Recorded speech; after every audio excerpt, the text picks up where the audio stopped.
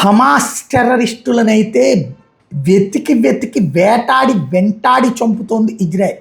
వాళ్ళు ఏ రూపంలో ఉన్నా, ఏ దేశంలో ఉన్నా, ఏ ప్రాంతంలో ఉన్నా వాళ్ళని వదిలిపెట్టట్లేదు.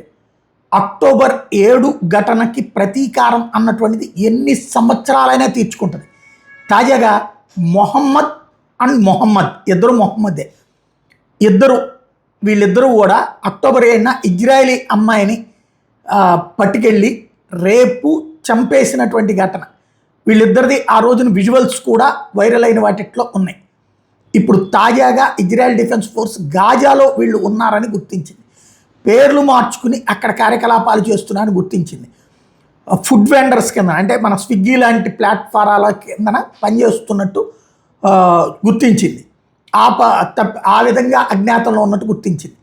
ఇద్దరు కూడా ఐడెంటిటీ మార్చుకున్నారు. ఇద్దరు కూడా ఫుడ్ వెండర్స్గా ఉన్నారు.